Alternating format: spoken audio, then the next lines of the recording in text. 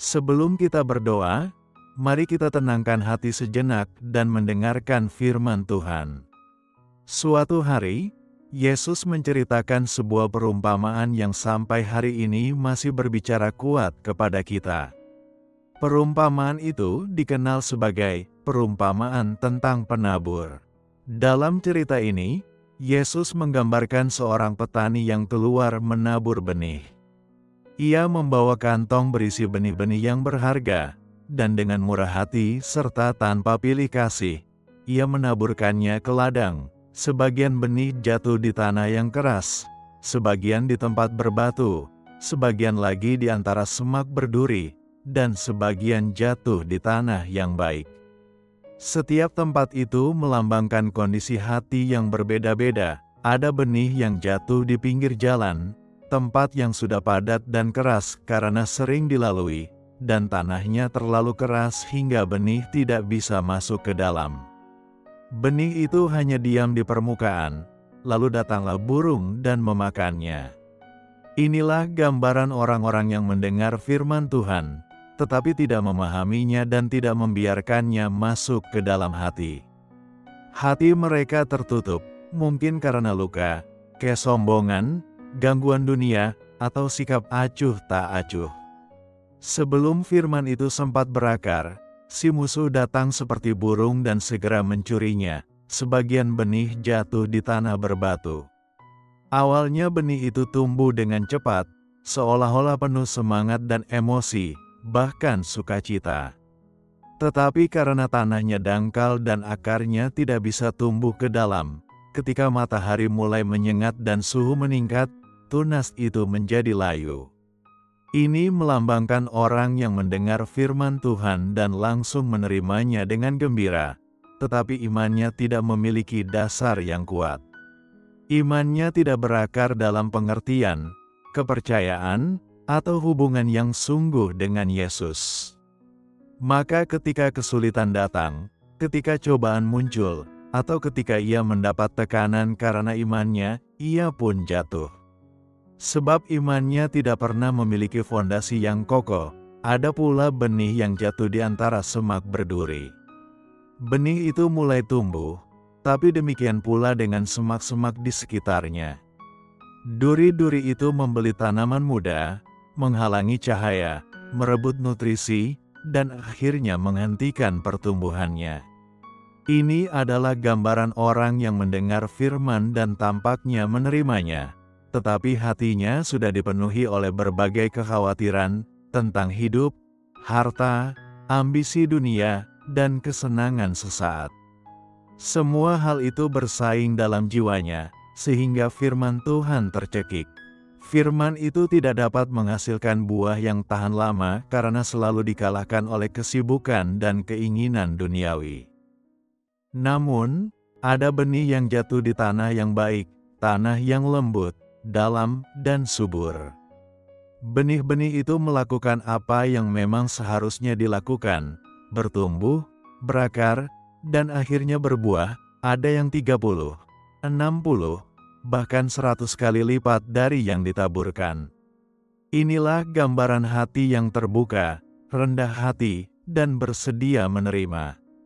Mereka mendengar firman, memahaminya, menerimanya, dan menghidupinya. Melalui hidup mereka, kebenaran Tuhan menjadi nyata, hidup, dan menghasilkan buah, bukan hanya bagi diri mereka sendiri, tetapi juga bagi orang lain. Perumpamaan yang Yesus sampaikan ini sungguh luar biasa. Namun, dia tidak sedang berbicara soal pertanian, dia sedang berbicara tentang hidup, tentang aku dan kamu, tentang kondisi hati kita. Dalam Matius 13 ayat 18-23, Yesus menjelaskan perumpamaan ini dengan sangat jelas. Ia ingin kita mengerti bahwa cara kita merespons firman Tuhan itu sangat penting, karena respons kita akan menentukan buah apa yang akan dihasilkan oleh hidup kita. Ini bukan cuma soal mendengarkan khotbah setiap minggu atau membaca renungan sesekali, tapi tentang apa yang terjadi setelahnya. Apakah firman itu berakar? Apakah ia mengubahmu? Atau justru hilang, dilupakan, atau ditekan oleh hal-hal lain. Setiap kali kita mendengar firman Tuhan, kita sedang berdiri di salah satu jenis tanah itu. Ada 3 bahaya utama yang harus kita waspadai. Pertama, si musuh ingin mencuri firman sebelum sempat tumbuh. Sama seperti burung dalam perumpamaan itu, iblis akan datang dengan kebohongan, gangguan, atau kebingungan. Dia tidak ingin firman Tuhan menetap dalam hidupmu, jadi dia akan berusaha mencurinya secepat mungkin. Kedua, cobaan dan tantangan hidup bisa melemahkan imanmu jika akarnya tidak cukup dalam. Kegembiraan awal bisa memudar, semangat bisa melemah. Jika hubunganmu dengan Yesus tidak berakar dalam kebenaran dan kepercayaan, imanmu akan terguncang ketika badai datang, dan badai pasti akan datang. Tanpa akar yang dalam, iman menjadi rapuh. Ketiga, kekhawatiran dunia ini, godaan, dan kesibukan yang tidak dijaga akan seperti duri yang perlahan-lahan mencekik firman Tuhan. Duri-duri ini tumbuh diam-diam, tampak tidak berbahaya pada awalnya, tetapi dengan cepat memenuhi hatimu dan menghalangi pertumbuhan rohani. Saat hidupmu terlalu bising, akan sulit bagimu mendengar bisikan suara Tuhan. Lalu apa yang harus kita lakukan? Kita harus menjaga hati kita. Seperti seorang tukang kebun, kita harus mengolah tanah hati kita, mencabut duri, menggali lebih dalam, dan yang terpenting, tetap dekat dengan Yesus. Kita memang tidak bisa mengontrol semua situasi dalam hidup, tapi kita bisa memilih jenis tanah seperti apa yang akan kita miliki. Kita bisa menciptakan ruang bagi firman Tuhan untuk tumbuh. Kita harus merawat hati kita, mencabut gulma, menyiram tanah, dan sabar menunggu proses pertumbuhan. Pertumbuhan tidak selalu mudah, dan seringkali memerlukan waktu. Kadang Tuhan menanam benih, tetapi tidak terlihat apa-apa di permukaan. Namun di bawah tanah, akar sedang terbentuk, iman sedang dibangun, dan tanah hati sedang diubah. Jadi, saat engkau mendengar firman Tuhan, jangan biarkan ia lewat begitu saja. Terimalah, renungkanlah, biarkan itu menantangmu dan mengubah cara berpikirmu serta cara hidupmu.